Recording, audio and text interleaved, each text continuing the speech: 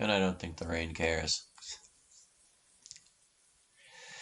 Ah, yeah, that's the stuff. The water's not hot enough unless the flesh is sloughing off my back. Did I say that right? Probably not. So it's Wednesday. Today's classes: World History, Japanese Chemistry, and English. Oh, and homeroom, of course. It's weird how that's only on Monday, Wednesday, Friday. In middle school, every day started with homeroom. Wonder how common this is in high school. All in all, I count myself tremendously fortunate that things have been as calm and quiet as they have been. I haven't really done anything to embarrass myself, and nobody's really given me any trouble. As long as I keep my head down and just keep on as I have been keeping on, I think high school will go just fine for me. Hell, maybe it'll even be fun. I've got a nice routine. Wake up, shower, brush my teeth, get dressed, go to school, go to the library at lunch and spend the hour reading, attend classes, go home.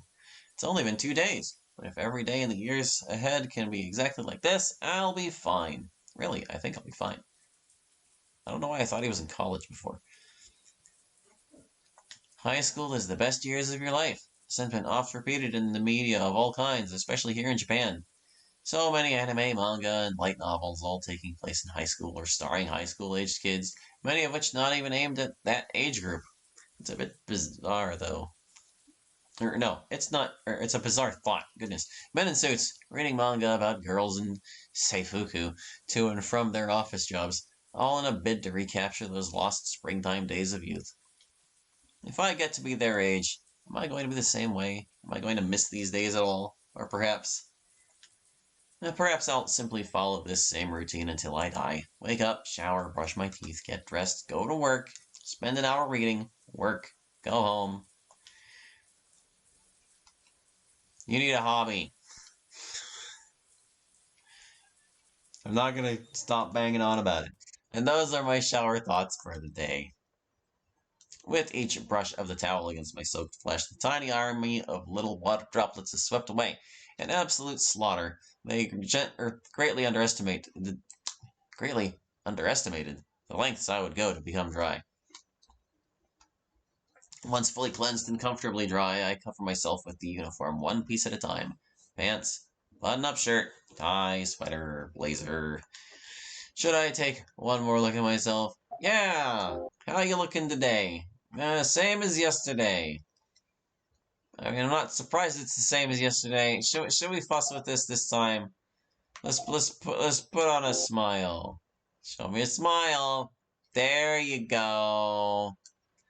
Stop being so damn gloomy. Should I take one more? Let's leave. All freshened up and ready to go. I shuffle into the kitchen and pull open one of the counter drawers. I'm greeted by an assortment of paper yen bills of varying value and structural integrity, as well as numerous shining coins. One of several cash drawers throughout the house. Mom leaves money in them, and I occasionally take what I need for lunch or whatever else strikes my fancy. Mom never explicitly gave me permission to dip my hands in the cash drawers, but so far she either hasn't noticed or trusts me to be judicious with how I use it. Although, as yesterday demonstrated, perhaps that trust would be misplaced. Sorry, Mom. What do you mean you trust? Yes. Wait, hold on a second. She hasn't noticed or trusts me to be just judicious with how I use it. Well, what do you mean about you misusing your money yesterday? What? I don't get what he means. As usual, I'm making good time this morning, which means if I want to, I can check out what's going on in the news. Should I? Yeah, keep up with worldly events. It's always good to stay informed, even if it hurts. This guy creeps me out, though. This freaking guy. Roads are blocked in downtown Sarabatu after a hit-and-run incident that took place on Tuesday evening. 31-year-old Takai Usagi was stricken on the sidewalk in front of a cafe. After which the perpetrator sped off into eastbound traffic. The license plate on the white Toyota Primo belongs to 35-year-old Takai Hisashi, Usagi's estranged husband. SPD reports that the divorce proceedings between Takai Hisashi and Usagi had been amicable, and that there were no warning signs an incident like this might occur. Police and paramedics arrived at the site of this incident approximately 15 minutes after it occurred. Takai Usagi was pronounced dead at the scene. Oh. The office of Mayor Igarashi Yunai reminds its residents that Japan's rate of divorce is among the lowest. I was reading that. Yay! Yeah! Shut up! No! Stop! And that is lowest in the world, and that the stability of a successful home is key to preventing. Just stop thinking about it. Stop thinking about it. You don't need to start hurling again. Sorry the lady died. I'm singing in the rain, just singing in the rain. What a glorious feeling, and I'm happy again. I don't actually know the tune. I'm laughing at clouds, so dark up above. The sun's in my heart, and I'm ready for love. Well, maybe not. But with my shoes on and bag over my shoulder, I'm ready for school at least.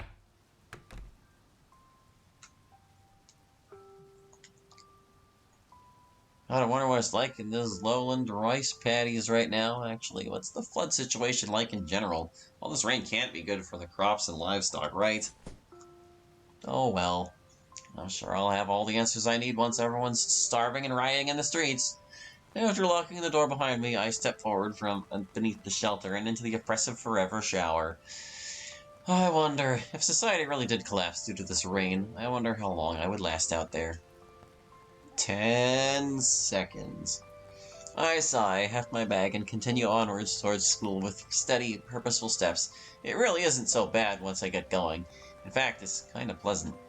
Just me, the rain, and the fog. No throngs of people, no raucous whirl of voices, no staring eyes and sneering grins. I've learned to find comfort in the isolation. Yeah, this is fine. I'll be fine. Those useful sunny days are behind me, but I guess that wasn't ever meant to last long anyway. Just keep walking. The only way out is forward. I peer downward as I pass over one of the sidewalk sewer grates. Thousands of little raindrops disappear into the subterranean flow of filth. Maybe it's just my imagination.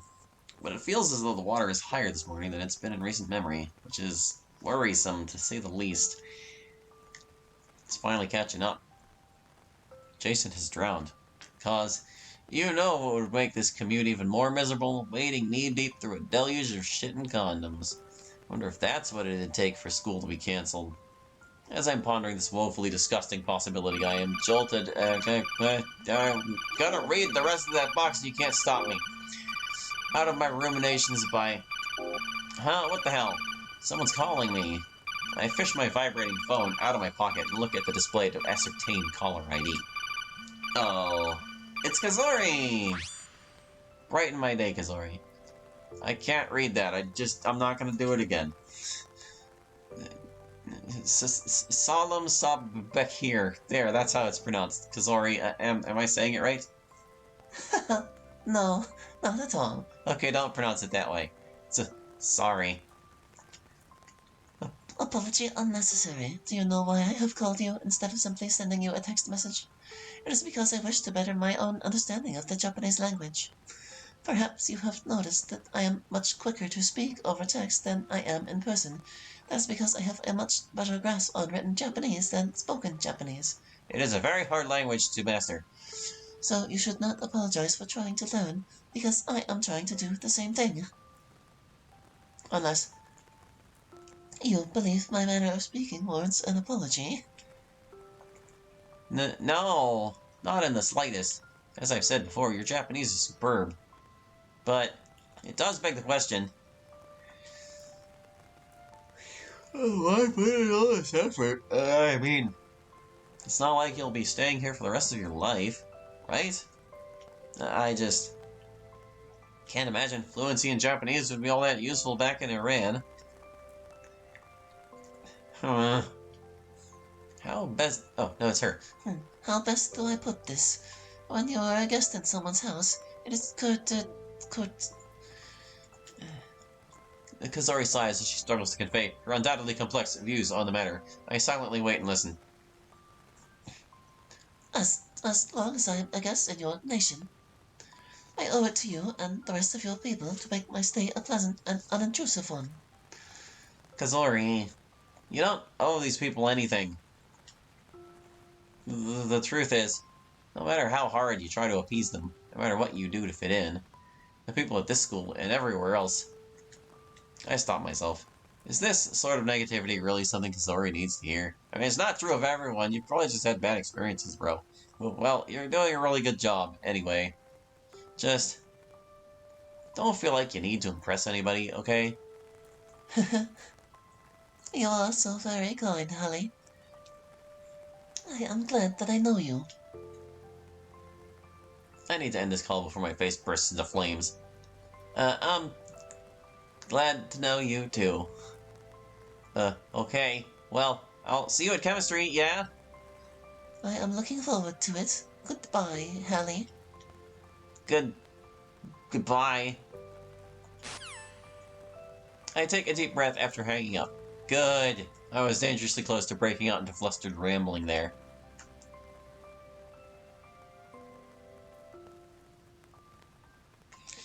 I stared down at Kazori's name and pictured on my contacts list. Is it true? Is she really looking forward to chemistry class just because I'll be there? Here comes Natsuki. She smacked us. Where do you think you're going, doofus? To school? Natsuki quickly circles around in front of me and begins walking backwards in order to face me while we make our way to school on the soaked sidewalk. That's risky, girl.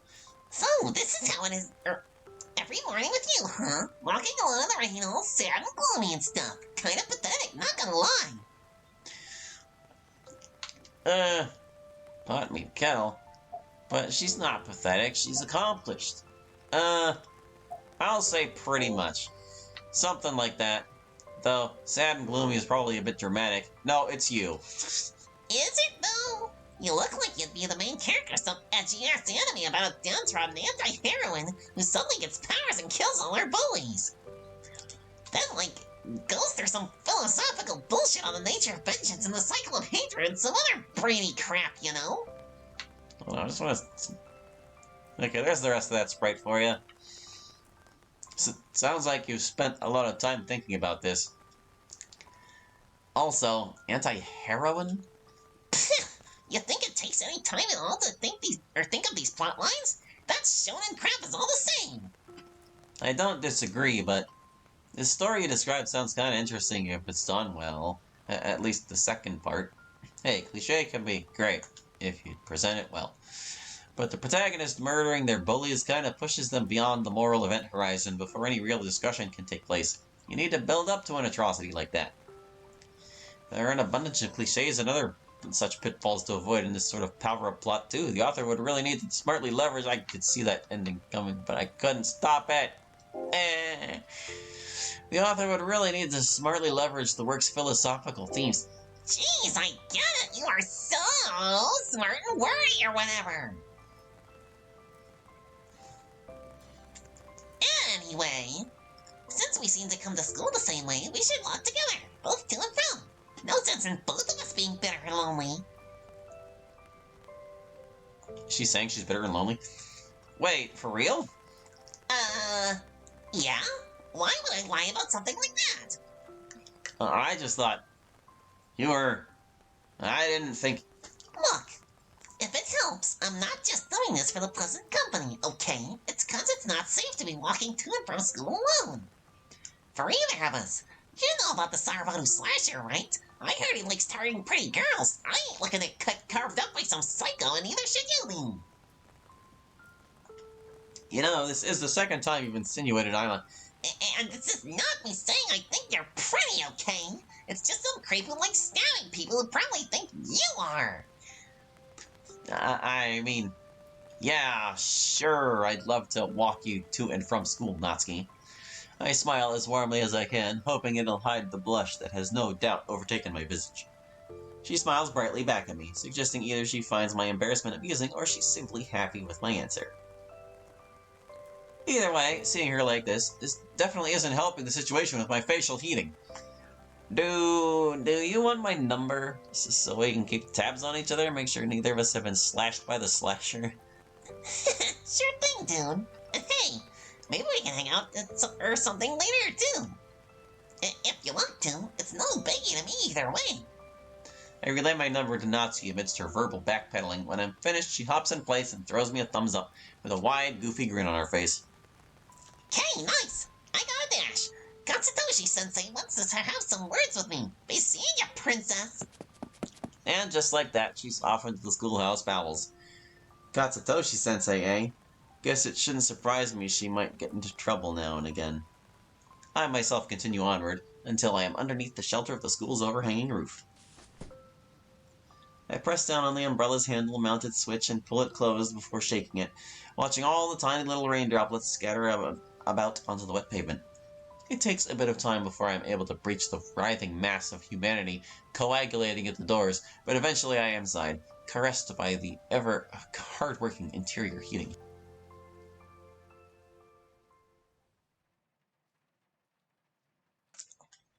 More waiting. Waiting for the lockers to get less crowded so I can finally go in and retrieve my stuff.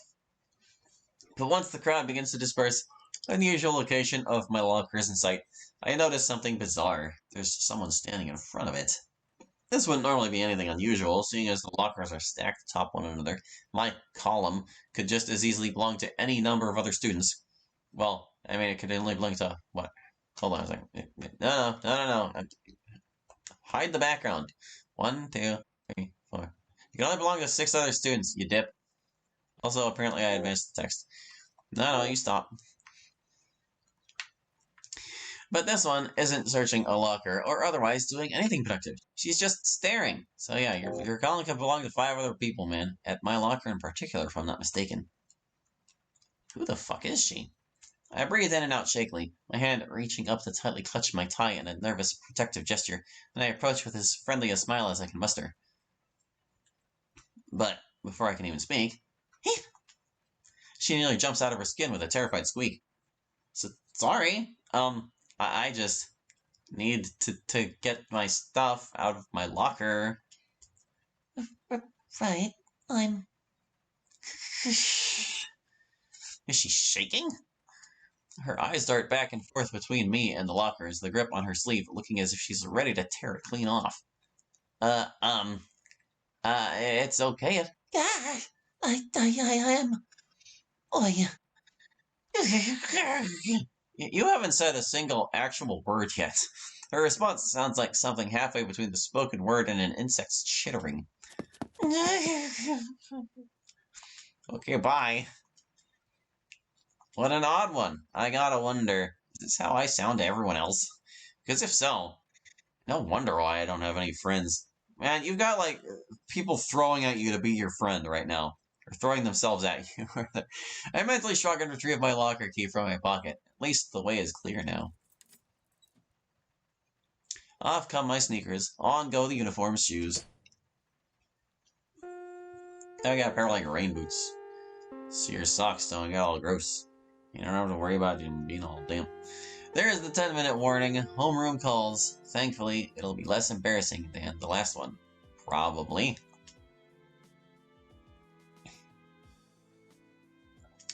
I'm at the tail end of the crowd funneling into the Class 4C homeroom classroom. Those sure were words. Before long, everyone else has entered the room, and it is just me out in the hall. I breathe in and out before stepping forward towards the open door.